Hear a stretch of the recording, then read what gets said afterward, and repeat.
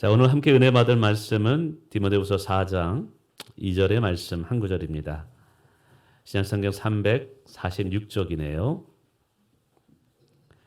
4장 우리 2절 같이 한번 읽어보겠습니다. 시작. 너는 말씀을 전파하라. 때를 얻든지 못 얻든지 항상 힘쓰라.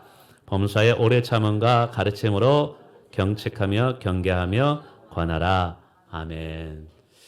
우리 옆에 분과 인사하겠습니다. 잘 오셨습니다. 축복합니다. 잘 오셨습니다. 할렐루야. 지난주에도 너무 반가웠는데 오늘은 더 반갑네요. 그리고 다음 주에는 더 반가울 것 같습니다. 그리고 자주 봐야지 정이 듭니다. 우리 또 같이 목장 모임도 해주시면 감사하겠습니다. 어떤 목사님께서 신앙생활할 때 잘 믿음이 안 가는 사람 분에게 이렇게 얘기를 했다고 해요. 그냥 덮어놓고 한번 믿어봐. 그러자 옆에 있던 어느 집사님이 아니야, 신앙생활은 덮어놓고 믿으면 안 되고 펼쳐놓고 신앙생활해야 돼 라고 얘기합니다. 이 말씀은 우리의 믿음이 성경의 진리에 기반을 놓고 신앙생활이 되어야 된다는 것이죠. 만약에 우리의 믿음이 신앙의 진리의 기반을 놓지 않게 되면 감정에 치우칠 수 있어요. 그리고 상황에 휘둘릴 수밖에 없습니다. 견고하고 흔들리지 않는 믿음을 가질 수가 없습니다. 하나님의 말씀은 우리의 신앙의 닷과도 같습니다. 여러분, 커다란 배가 있으면 항구에 가까이 올 때 닷을 내립니다. 풍랑이 치고 바람이 불 때 닷을 내린 배는 절대로 떠밀려 가지는 않습니다. 물론 잠깐의 요동은 있겠죠. 그러나 떠밀려 가지는 않습니다. 근데 이 하나님의 말씀이 우리의 신앙생활의 닷과 같습니다. 말씀을 붙잡는 신앙, 말씀에 우리의 신앙의 뿌리를 두는 신앙은요, 환난이 오거나 고난이 닥칠 때 약간의 마음의 미동은 있을 수 있죠. 그러나 결코 흔들리지 않는 믿음의 삶을 살 수 있습니다. 그래서 정말 중요한 것은 우리의 신앙이 하나님의 말씀, 성경의 진리 위에 기초되어 있어야 된다는 사실이죠. 오늘 전도도 마찬가지입니다.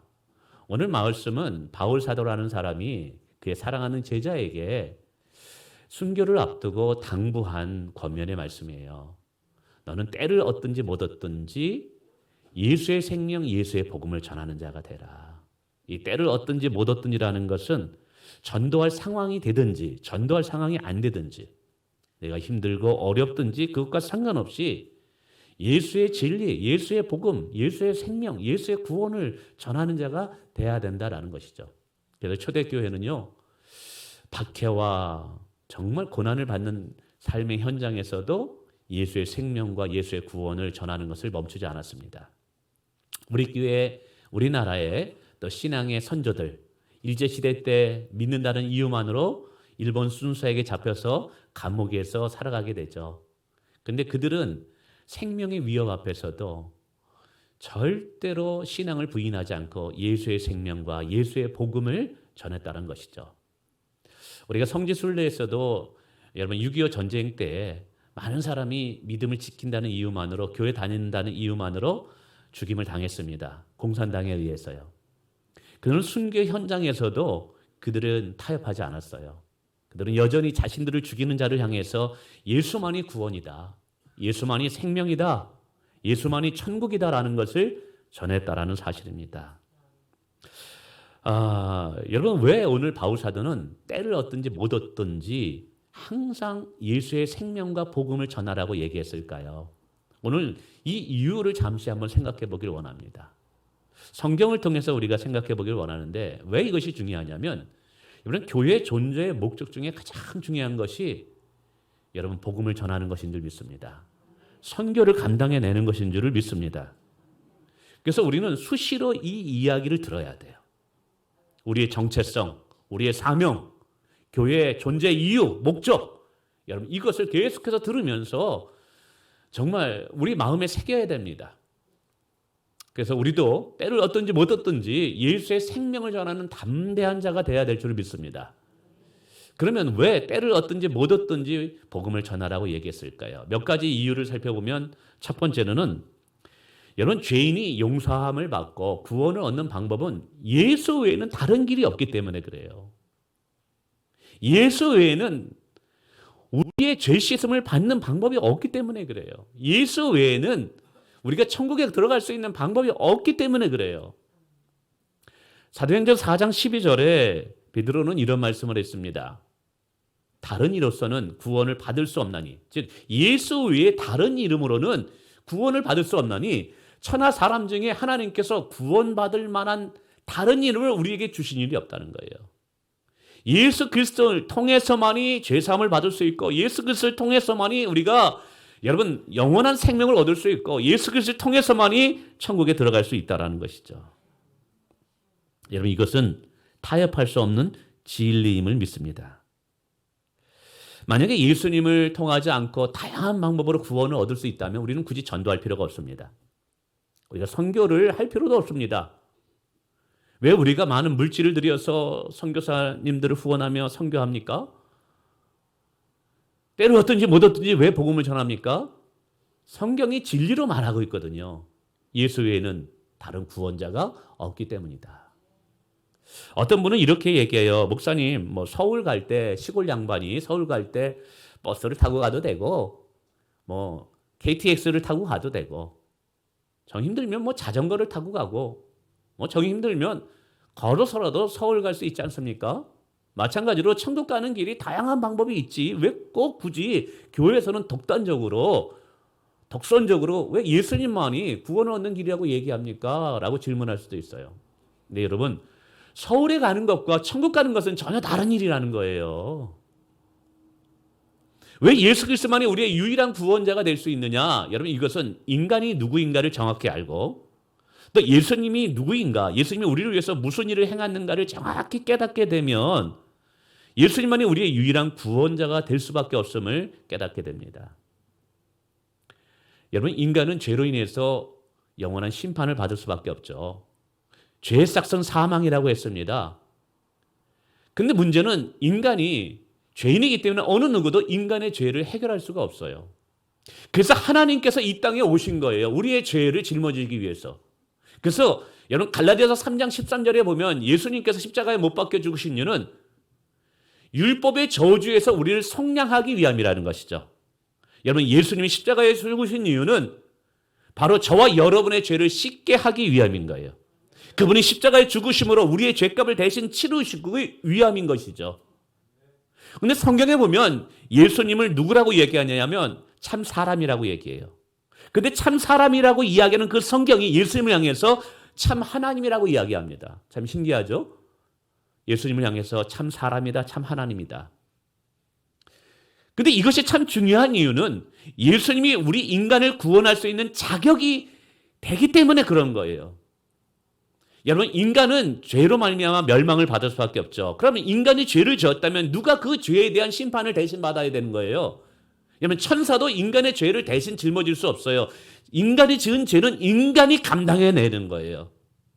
그래서 예수님께서 우리의 구원자가 되기 위해서 참 인간이 되신 것이죠. 그래서 우리가 받을 죄를 대신 짊어지고 죽으신 거예요. 우리 이것을 대속제물, 희생제물, 화목제물이라고 얘기합니다. 근데 문제는 인간은 죄인이기 때문에 여러분, 어느 누구도 다른 사람의 죄를 대신 짊어질 수 없고, 죄를 씻어줄 수 없고, 죄를 용서할 수 있는 자격이 없는 거예요. 여러분, 죄를 용서할 수 있는 분은 하나님 한 분밖에 없습니다. 그래서 예수님께서 기적을 행하시고 뭐라고 말씀하면 내게 구원이 임하였다, 내 죄가 사함받았다 얘기합니다. 그때 바리새인들이 말합니다. 저가 누구이기에 감히 인간의 죄를 용서할 수 있는가? 예수님이 하나님이기 때문에 그런 거예요. 여러분, 예수 그리스도께서 십자가에 죽으시고 3일 만에 부활하셨습니다. 이 부활이라는 사건은 굉장히 중요한 거예요. 이 부활이라는 사건은 예수님이 하나님인 것을 증거하는 사건이고, 죽음에 있는 자에게 영원한 생명을 주실 수 있는 분임을 스스로 증명해 보인 거예요. 여러분, 예수님은 우리의 유일한 구원자가 되기 위해서 참 인간이고 참 하나님이 되십니다. 근데 전 인류의 역사상, 지금까지 전 인류 역사상 참 하나님이고 참 인간인 이 두 가지의 자격을 갖춘 존재는 예수님 위에는 없었어요. 그래서 유일하게 예수님만이 우리의 구원자가 될 수 있는 거예요. 예수님이 그래서 요한복음에 뭐라고 말씀하십니까? 내가 곧 길이요 진리요 생명이니 나로 말미암지 않고는 아버지께로 갈 자가 올 자가 없느니라. 할렐루야. 예. 여러분 예수 외에는 죄 사함을 받는 방법이 없는 거예요. 인간의 죄의 문제를 해결할 자는 예수 그리스도밖에 없는 거예요. 이 죄의 문제를 해결해야지 인간이 구원을 받고 죄의 문제가 해결돼야지 천국을 갈 수 있다 이 말이에요. 여러분 믿습니까? 우리가 때를 얻든지 못 얻든지 예수를 전하는 이유, 예수의 생명, 예수의 구원을 전하는 이유는 예수 외에는 구원을 얻을 수 있는 다른 방편이 없기 때문에 그런 거예요. 예수 아니면 안 되기 때문에 예수를 전할 수밖에 없는 거예요. 여러분 이거는 타협할 수 없는 진리입니다. 저도요. 제 친구들 그리고 절에 다니는 친구들 여럿 있습니다. 아는 스님도 있고요. 스님과 함께 밥도 먹을 수 있고 축구도 할 수 있고 그럴 수 있습니다. 좋은 담화도 나눌 수 있습니다. 그러나 타협할 수 없는 성경의 진리 중에 하나는 예수님이 유일한 구원자라는 거예요. 예. 다른 방법이 없는 거. 하나님이 그렇게 만드신 걸 어떻게 하겠어요? 하나님의 주권인데. 그러니까 우리가 예수 외에는 다른 구원이 없기 때문에 오늘 우리는 예수를 전하는 거고 선교하는 것인 줄 믿으시길 바랍니다. 두 번째는 하나님을 영화롭게 하는 것이 예수를 전하는 것이기 때문에 그래요. 예수의 복음을 전하는 길만이 하나님을 영화롭게 하는 거예요. 여러분 오늘 우리가 성령을 받고 우리 안에 기쁨을 우리가 정말 누리게 됩니다. 우리가 예수 믿고 하나님께 놀라운 선물을 받는데 구원이라는 선물과 함께 성령을 선물로 받습니다. 그 성령은 우리 안에 기쁨을 창조하는 분이에요. 그리고 하나님의 뜻을 분별하게 하고 하나님의 뜻대로 살도록 우리를 도우시는 보혜사예요.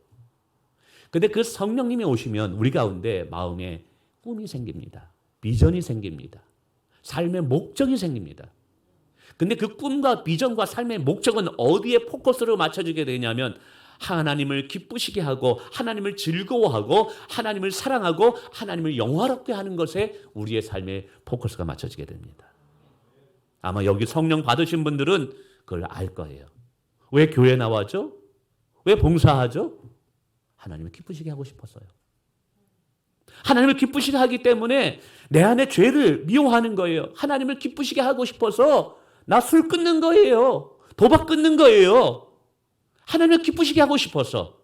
저도 마찬가지입니다. 제가 목회하는 이유가 뭐냐? 여기서 설교하는 이유가 뭐냐? 말씀을 양육하는 이유가 뭐냐? 우리 자녀들을 잘 가르치는 이유가 뭐냐? 단 하나니에요. 다 하나. 하나님을 영화롭게 하고 싶어서예요. 하나님을 기쁘시게 해드리고 싶어서예요. 여러분 예수님의 사역도요 철저히 하나님을 영화롭게 하는 위함이었어요. 그래서 요한복음 17장 4절에 이런 말씀이 있습니다. 아버지께서 내게 하라고 주신 일을 내가 이루어 그러니까 온전히 순종했다는 것이죠. 완전한 순종을 한 거예요. 그 순종이 뭐겠어요? 전도하러 왔노라. 인자가 이 땅에 온 것은 성경을 받으려 함이 아니라 섬기려 하고 자기의 목숨을 많은 사람의 대속물로 주려 함이라. 자기가 십자가에 죽으심으로 많은 영혼들을 구원하는 것이 아버지의 뜻인 거예요. 그래서 십자가 앞에서 예수님이 뭐라 그럽니까? 이거 너무 힘들어요. 이 잔을 내게서 지나가게 하옵소서. 그러나 하나님 아버지의 뜻대로 하옵소서. 십자가를 지시는 것은 우리의 죄를 구원하기 위함이었던 것이죠. 이렇게 모든 일을 이렇게 순종한 이유는 뭐예요? 아버지를 이 세상에서 영화롭게 하기 위함인 거예요. 그러니까 예수님의 사역의 목표, 사역의 비전은 아버지를 영화롭게 하기 위함이었던 거예요. 오늘 우리가 예수의 제자이고 예수를 따라가는 자라면 예수님이 가졌던 비전이 오늘 우리의 비전이 돼야 되는 거예요. 예수님의 이 땅의 사명, 예수님이 이 땅에서의 최고의 목적이 오늘 예수님을 사랑하는 자들의 목적이 돼야 되는 거예요. 여러분 예수님의 최고의 목적은 하나님을 영화롭게 하는 거였어요. 그렇다면 오늘 우리 교회의 사명과 우리 성도의 사명도 하나님을 영화롭게 하게 해야만 되는 거예요. 여러분 그런데 어떻게 이제 하나님을 영화롭게 할까요? 잘 들어보세요. 우리는 예수님을 통해서만이 구원을 받을 수 있습니다. 예수님을 통해서만이 하나님께 나갈 수 있습니다. 예수님을 통해서만이 하나님의 사랑을 깨달을 수 있습니다. 예수님이 없으면 하나님의 사랑을 깨달을 수가 없어요. 마찬가지로 예수님을 통해서만이 하나님의 은혜를 받을 수 있듯이 예수님을 통해서만이 하나님을 영화롭게 할 수 있다는 걸 아셔야 돼요. 빌립보서 2장 9절에 이런 말씀이 있습니다. 이러므로 하나님이 즉 예수를 지극히 높여 모든 이름 위에 뛰어난 이름을 주셨어요. 앞부분에 예수님의 순종이 나오거든요. 하나님은 순종하는 자에게 높여주십니다. 늘 말씀드리지만 기독교는 역설의 종교입니다. 낮아지면 높아집니다. 나눠지면 채워집니다. 할렐루야. 죽으면 사는 일이 일어납니다. 아멘. 그러니까 예수님이 낮아질 때 하나님이 그 이름을 높은 곳에 올려주셨어요. 10절입니다. 하늘에 있는 자들과 땅에 있는 자들과 땅 아래에 있는 자들로 모든 물을 예수의 이름 앞에 무릎 꿇게 하셨어요. 예수의 이름 앞에 무릎 꿇게 하시고 그 다음에 이게 중요합니다. 11절에 모든 입으로 예수 그리스도를 주로 시인하게 만들었어요. 하나님 아버지께서 모든 사람으로 하여금 예수 그리스도를 주로 신앙합니다. 예수님은 나의 구주가 되십니다. 예수님은 나의 왕이 되십니다. 이제 다음 주에도 세례받는 분이 계십니다. 오늘 오전에도 예배 끝나고 우리 두 분이 정말 신앙 고백, 예수님은 나의 구주가 되십니다. 나의 왕이 되십니다. 근데 중요한 게 뭐냐면 예수를 나의 구주로 나의 왕으로 시인하는 그 순간 성경은 말합니다. 하나님 아버지께서 영광을 돌리게 하셨느니라. 하나님 아버지께 어떻게 영광을 돌릴 수 있죠?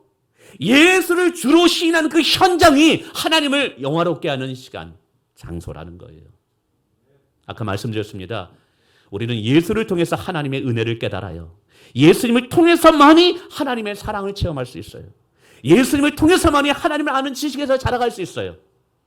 하나님을 영화롭게 하는 방법도 오직 예수 그리스도만을 통해서만이 하나님을 영화롭게 할 수 있어요. 오늘 빌립보서 2장 12절에 분명히 이야기하고 있습니다. 예수를 주로 시인하고 예수는 나의 왕이십니다. 나의 주가 되십니다. 라고 고백하는 그 현장이 하나님이 영광을 받는 현장이래요. 여러분 하나님을 영화롭게 하고 영광 받으시려면 어떻게 합니까? 예수가 구주인 것을 누군가 전해야 돼요. 예수가 생명인 것을 전해야 돼요. 당신의 죄는 예수를 믿으면 씻김을 받을 수 있습니다. 당신 같은 죄인도 예수 믿으면 구원을 받을 수 있습니다. 당신같이 더러운 자도 예수 믿으면 깨끗해질 수 있고 천국에 갈 수 있습니다. 예수를 구주로 영접하세요. 라고 우리는 전해야 돼요. 그것을 받아들이고 무릎을 꿇고 예수님은 나의 구세주입니다. 라고 고백하는 그 현장이 하나님이 영광을 받으시는 장소가 된다는 사실이에요.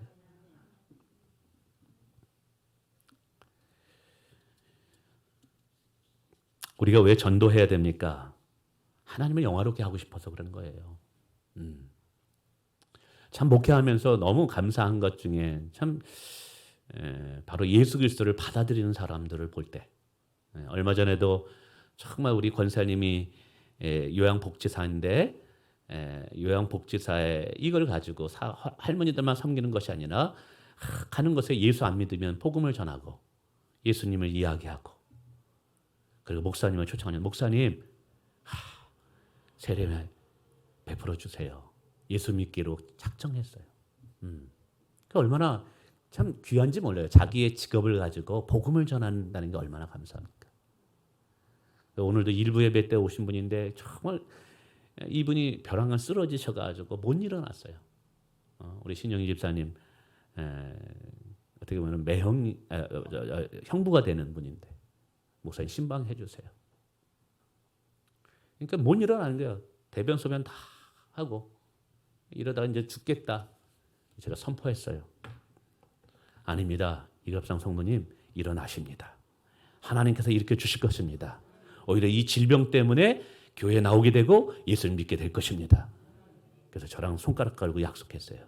하나님이 살려주실 텐데 지금부터 매일 기도 머릿속에서 딴 생각하지 마시고 왜 내가 병들었을까 막 원망하지 말고 하나님 살려주세요.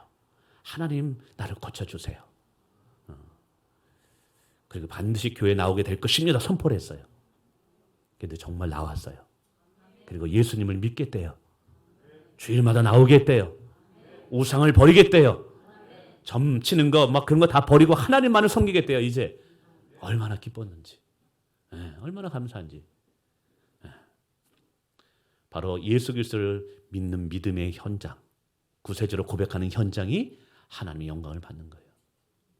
여러분, 우리 마음에는 하나님을 기쁘시게 하고 영화롭게 하고자 하는 마음이 있는 줄 믿습니다. 이것은 저뿐만 아니라 여러분의 마음에도 있는 줄 믿습니다. 하나님을 영화롭게 하고자 한다면 예수의 생명과 예수의 구원을 전해야 될 줄 믿습니다.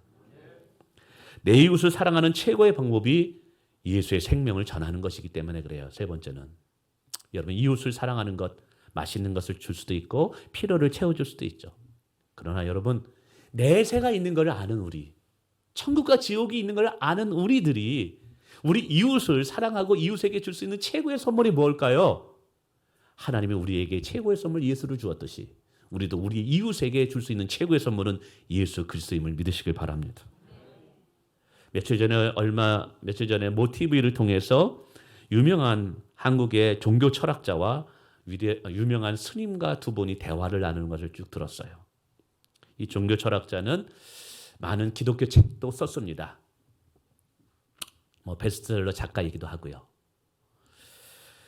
근데 이 종교학자가 이야기를 하는데 좀 제 마음이 좀 불편했어요. 그분이 그런 말을 하더라고요. 이제 교회는 천국과 지옥을 이야기하는 것으로 더 이상 현대인들을 교회로 끌어모을 수 없다. 천국과 지옥을 이야기하는 것은 진부한 일이 되어버렸다. 죽고 난 이후의 삶이 아니라 오늘 여기서 오늘 지금의 이 삶을 이야기해야 된다. 굉장히 멋있고 멋진 말처럼 들립니다. 근데 그분이 모르는 것이 있어요. 여러분, 교회가 전도하는 것이 교회 숫자만 불리기 위해서 전도하는 것인가요? 교회의 규모, 교세만 키우기 위해서 우리가 전도하는 건가요? 아니잖아요. 꼭 우리 교회 안 나가도 좋습니다.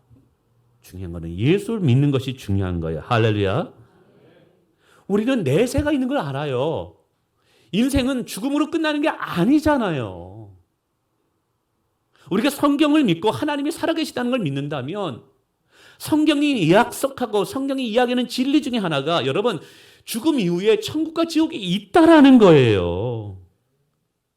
여러분, 그분이 그런 얘기하더라고요. 천국과 지옥은 더 이상 우리에게 이슈가 되지 않는다. 마치 이 천국과 지옥은 사람들이 교인들을 끌어모으기 위하고 또 무섭게 이야기함으로 두려움을 주어서 사람들을 교회로 모으기 위한 사람들이 만드는 허구라고 생각하고 있어요. 마치 가상현실처럼 이야기하고 있어요. 그래서 죽어봐야 안 돼요.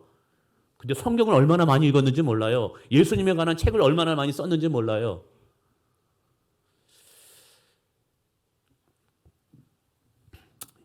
저는 천국과 지옥이 없고 부활이 없다면 오늘 당장 저 목사 안 할 겁니다. 정말 목사 안 할 겁니다. 왜 목사해요? 모토로 목사해요. 천국과 지옥이 없는데, 내세가 없는데. 그분은 죄의 문제를 너무나 가볍게 여기더라고요. 여러분, 죄는요 굉장히 심각한 문제예요. 죄는 심각하게 다뤄야 할 영혼의 문제예요. 이 죄의 문제가 해결되지 않으면 인간은 결코 행복과 자유함을 누릴 수 없어요. 하나님께서 죄의 문제를 가볍게 여겼을까요? 이 죄 때문에 그 아들을 십자가에 못 박혀 죽게 만들었어요. 자기의 아들의 생명까지 내어놓는, 이 정도로 심각하게 생각하는 것이 죄의 문제인데 너무나 현대인들은 죄의 문제를 가볍게 여겨요. 그러니까 죄를 지어도 죄인지 모르고 천국과 지옥에 대해서도 별로 관심을 갖지 않아요.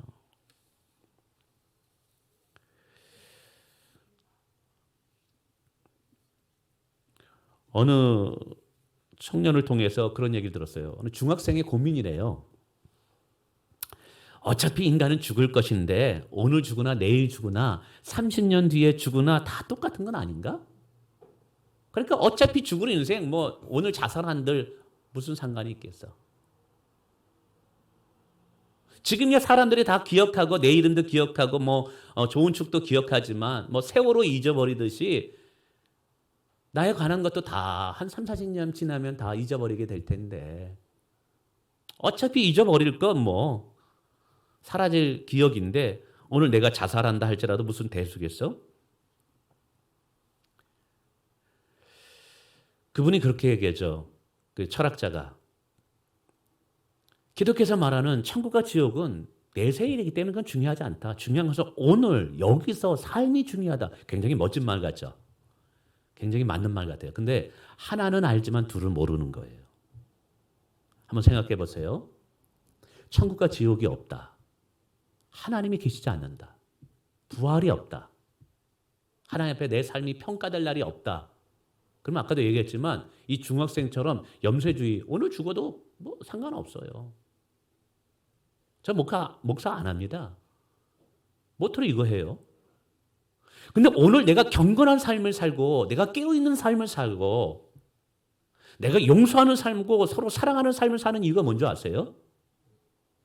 어느 날 미래에 내가 하나님을 만날 그날이 있기 때문에 그런 거예요.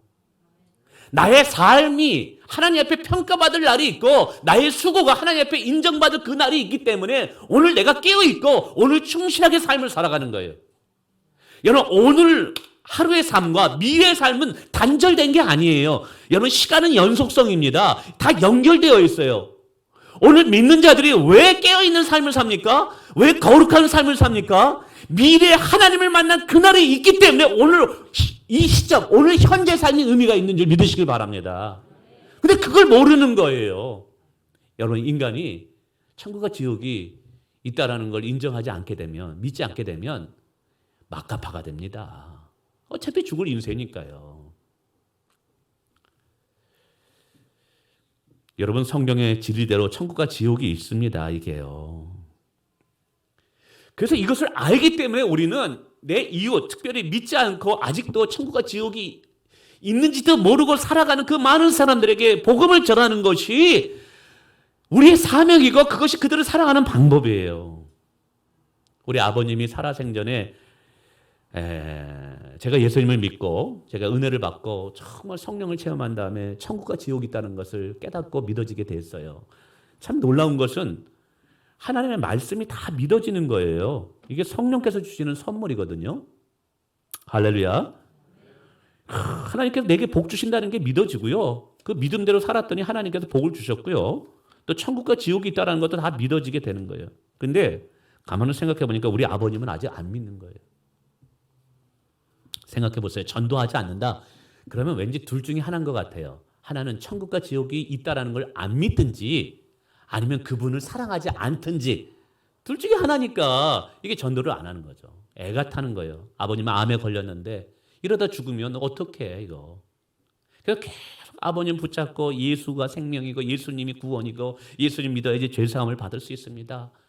아버님 예수 믿어야지 천국에 갈 수 있어요. 죽음으로 끝나는 게 아니라 죽음은 저 내세 들어가는 출입문과도 같아요. 또 다른 세계가 펼쳐져 있습니다. 아버님 정말 예수님 믿어야 돼요. 아버님에게 효도하는 방법이 무엇인가를 고민했던 적도 있었어요. 부모님에게 맛있는 음식을 사다 드릴까? 좋은데 여행을 구경시켜 드릴까? 용돈을 드릴까? 다 해드렸어요. 다 해드렸어요. 또 손자 손녀들을 다 낳아서 안겨드리면 기뻐하시겠다 그래가지고 아들 딸을 낳아가지고 이렇게 딱 안겨드리니까 너무 좋아한 거예요. 근데 저는 알고 있어요. 사람이 죽으면 끝이 아니라는 사실. 천국과 지옥이 있다는 이 사실. 그러니까 조급한 거예요. 그래서 40일 기도를 했어요. 특별 새벽 기도하고. 아버님 정말 다른 것은 몰라도 소원이 하나 있는데 정말 예수 믿어야 돼요. 근데 하나님의 은혜를 주셔서 참 기도했을 때 마음을 만져주시더라고요. 꿈속에서 아버님 꿈속에서 예수님이 나타나셨더라고요. 어느 날 나를 부르더니 도희야 여기 앉아봐. 예 했더니 내가 계속 같은 꿈을 꿔. 무슨 꿈인데요? 내가 어떤 건물에 들어가는데 이게 막 보니까 이게 큰 천장도 높고 막 있는데 그 앞에 의자가 이렇게 있고 보니까 강대상을 설명하는 것 같아요. 그리고 뭐 십자가 같은 게 걸려 있는데 그 십자가 밑에 어떤 젊은이가 이 가시 면류관을 탁 쓰고 피가 그냥 낭자해가지고 피를 흘리면서 우리 아버님을 치근하게 보시더래요. 근데 말은 안 하시고 그냥 보기만 하시더라고요. 그게 두렵기도 하고 경외스럽기도 하고. 근데 한 번 꿈을 꾸면 괜찮은데 계속 그 꿈을 꾸는 거예요. 그게 두려우니까 도희야 와봐. 예 아버님 했더니 이런 꿈을 꾸는데 이거 뭐냐. 같은 꿈을 계속 꾸는데 아버님 어머님도 기도하고 저도 기도했는데 지금 예수 믿을 때 됐다는 거예요. 그 예수님이에요. 예수님이 초청하는 거예요. 그 자리에서 예수님을 구원 초청을 받고 그 다음 주부터 교회를 나가기 시작했어요. 그리고 이제 집사 받으시고 뭐 세례도 받으시고 그리고 마지막에 이제 정말 돌아가실 때도 정말 환한 미소를 지면서 천국에 들어가셨어요. 저는 지금도 기일을 맞이하고 명절을 맞이할 때마다 이제 예배를 드립니다. 그때마다 너무 감사한 거예요. 아, 내가 우리 아버님 살아생전 때 복음을 전했구나. 이게 얼마나 감사한지 몰라요. 최고의 효도를 한 거예요. 할렐루야. 저희 형님도 정말 예수님을 큰형님이 안 믿었어요. 근데 지금은 이제 신앙생활 해요. 아버님이 유산을 굉장히 많이 산을 물려줬는데 삼형제 이름으로. 근데 거기 골프장이 들어와가지고 굉장히 돈을 많이 이걸 주고 팔라 그랬는데 형님이 그거 나 주면 안 되겠느냐 얘기를 하시더라고요. 수억 원인데 제가 조건을 들었어요. 형, 내가 도장 줄게. 인감 도장. 나 그거 재산 난 포기할게. 단 하나 조건이 있어, 형. 교회 나가. 예수 믿어. 형이 예수 믿기만 한다면 나 그 재산 수억 원 다 포기할 수 있어. 그래? 나 교회 나갈게. 도장 줘. 근데 바로 줬어요. 도장 찍어가지고 형님이 그걸 다 유산 재산으로 물려받았죠. 근데 교회를 안 나갔어요. 그냥 또 이거 화장실 들어갈 때가 나갈 때가 다른지. 근데 어떤 놈은 여차여차 해가지고 이제 교회를 나가고 이제 성경도 읽고 예수를 믿고 있습니다. 이제 가족 그러면서도 우리 형님과 형수님에게 최고의 내가 사랑하는 방법이 그게 여러분 전도예요. 할렐루야. 네. 여러분 다시 말씀드립니다. 가족 중에 친지 중에 예수님을 안 믿어요. 근데 복음을 안 전하네. 그래도 마음에 불편하지 않아. 전도를 안 하는데도 마음이 불편하지 않는다. 전도를 하지 않는데도 내 사랑하는 가족과 친지가 있는데 전도를 하지 않는데도 내가 어떤 성령의 어떤 탄식을 못 듣는다? 그럼 둘 중에 하나인 거예요, 진짜. 그분을 사랑하지 않든지 천국과 지옥이 있는 것을 진짜 내가 안 믿든지 둘 중에 하나인 거예요. 여러분 우리가 때를 얻든지 못 얻든지 전도해야 되는 이유는 여러분 예수의 생명이 그들을 사랑하는 최고의 방법인 줄 믿으시길 바랍니다. 아멘. 네 번째는 이 땅 가운데 하나님 나라를 확장하는 방법이 복음 전파예요. 우리가 예배 때마다 주기도문 합니다. 하나님 나라가 임하옵시고. 여러분 입술로만 고백하는 것이 아니라 우리의 삶에 하나님의 나라가 임하려면 어떻게 해야 될까요? 하나님 나라도 예수님의 통치와 예수님의 다스림을 통해서 하나님 나라가 임해요. 그래서 여러분 전도하는 현장, 이 하나님 나라가 임하기 위해서는 반드시 여러분 복음이 전해져야만 되는 거예요. 시간이 돼서 그냥 바로 넘어갈게요. 다섯째도 은혜를 갚는 방법이 복음을 전하는 거예요. 우리는 하나님께 엄청난 빚을 탕감받은 자들임을 믿으시길 바랍니다. 어마어마한 빚을 탕감받은 빚진 자예요. 근데 이 빚을 갚는 방법이 제가 보니까 성경에 두 가지가 있더라고요. 하나님께 엄청난, 그냥 빚져보셨어요? 빚지면 불편해서 못 삽니다. 빚을 갚아야지 평안해지고 두 다리 쭉 뻗고 살 수 있습니다. 하나님께 엄청난 빚을 졌는데 이 빚을 받는 방법이 두 가지예요. 하나는 뭐냐면 내게 해를 끼친 사람, 나에게 잘못한 사람을 용서해 주는 거. 그게 마태복음 18장에 나옵니다. 다른 사람을 용서해 주는 게 복음의 빚을 갚는 거예요. 두 번째가 뭐냐면 바울 사도가 로마서 1장에 얘기한 것처럼 복음을 전하는 것이 빚을 갚는 거예요. 여러분 우리는 하나님께 엄청난 빚을 받은 사람, 빚을 갚아야 될 자들입니다. 그래서 우리는요 복음을 전함으로 이 빚을 갚아야 돼요. 이 부분도 시간이 돼서 좀 이 정도만 넘어가겠습니다. 우리가 한번 제가 5가지로 왜 때를 얻든지 못 얻든지 복음을 전해야 되는지를 설명드렸어요. 하나는 예수만이 유일한 구원자가 되니까 복음을 전할 수밖에 없다. 하나님이 영화롭게 하는 것이 복음을 전하는 것. 복음을 전하는 현장 속에서 하나님의 영화로움을 받기 때문에 내 이웃을 사랑하는 최고의 방법이 예수의 생명을 전하는 것이기 때문에 이 땅 가운데 하나님 나라를 확장하는 것도 예수의 생명, 예수의 복음을 전하는 것을 통해서 가능하기 때문에 우리가 정말 하나님의 빚진 자라는 생각이 있다면 빚을 갚아야죠. 어떻게 갚아요? 복음을 전함으로. 말씀했습니다. 여러분 2022년이 다 지나가고 있어요. 벌써요. 이제 2023년 새해가 시작이 됩니다. 근데 제가 한 해를 마감하면서 새해를 시작하면서 기도하는데 하나님 앞에 너무 마음에 찔림을 받은 게 하나 있어요. 네 교회에 신앙생활 했던 옛날 그 지체들 어디 갔냐 물어보시는 거예요.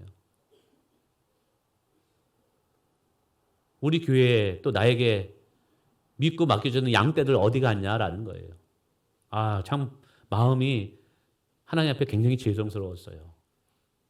그래서 우리가 2022년을 마감하고 2023년을 시작할 때 예전에 우리 목장에서 함께 드렸던 우리 지체들, 코로나 때문에 지금은 못 나오는 그들 다시 18일 날 우리 은혜 받기 위해서 초청하자 이 말이에요. 그리고 2023년 누구와 함께 시작해야지 그 인생이 복될 수 있겠어요?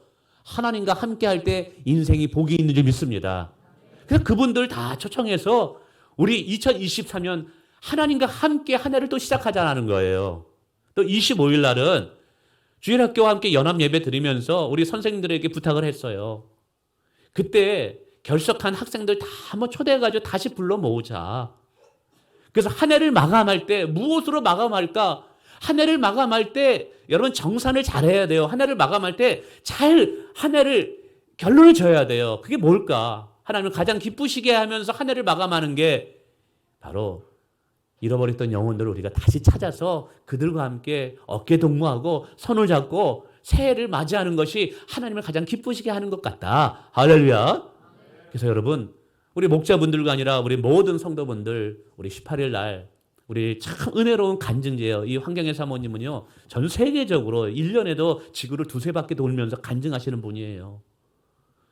그 귀한 분을 모시고 우리 다시 은혜 받고 예전에 나왔다가 지금 나오지 못한 들 다 불러 모아가지고 은혜 받게 하고 다시 새롭게 하나님 만나고 그리고 2023년 하나님 안에서 복 있는 인생으로 출발하자 이 말입니다. 할렐루야.